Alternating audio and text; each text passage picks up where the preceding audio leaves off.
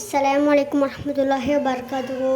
இன்று நாம் காண இருக்கும் தலைப்பு என்னவென்றால், நபி ஈசா அலைஹி வஸல்லம் அவர்களின் கடைசி காலம்.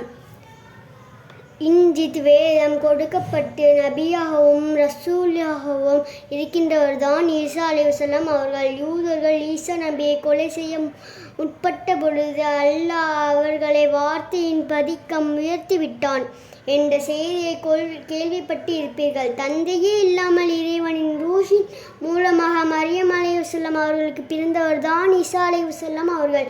ஈசா அலைஹிஸ்ஸலாம் அவர்களை மஸ்ஜித் என்று சொல்லார்கள். மஸ்ஜித் என்றால் தடவுபவர் என்று அர்த்தம். எப்படிப்பட்ட நோயாளியாக இருந்தாலும், ஏன் குணமே ஆக்க முடியாத அங்குஷ்டம், கரங்குஷ்டம் போன்ற பெரிய நோயாக இருந்தாலும் அவர் கைவத்து தடவினால் அந்த நோய் குணமாகிவிடும். அப்படிப்பட்ட அற்புதம் கொடுக்கப்பட்ட அந்த ஈசா அலைஹிஸ்ஸலாம் அவர்கள் தந்தையே பிறந்து தொட்டில் கிடந்த பொழுது யூதர்கள் மரியமை தவறான முறையில் பேசிய பொழுது தொட்டிலில் கிடந்த ஈசா அலைஹிஸ்ஸலாம் அவர்கள், நிச்சயமாக நான் அல்லாஹ்வுடைய ஒரு அடிமை, அவன் எனக்கு ஒரு வேதத்தை கொடுத்து நபியாகவும் என்னை ஆக்குவான், நான் எங்கிருந்து போயிருந்தாலும் அவன் என்னை மிக பாக்கியவனாகவும் ஆக்குவான், நான் வாழும் வரையில் தொழுகையை கடைபிடித்து தொழும் படித்து ஜஆத் கொடுத்து விரும்பும்படி அவன் எனக்கு உபதேசம் செய்து இருக்கின்றான்.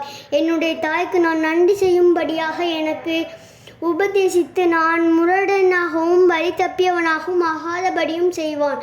நான் பிறந்த நாளிலும் நான் மரணிக்கும் நாளிலும் மறுமையில் நான் உயிர் பெற்றோலும் நாளிலும் சாந்தியும் சமாதானமும் என் மீது நிலை பெற்றிருக்கும் என்று கொட்டிலில் குழந்தையாக இருக்கும் ஈசா நபி பேசிய பொழுது யூதர்கள் ஆச்சரியப்பட்டார்கள், அதிர்ந்து போனார்கள் கூறுகிறது.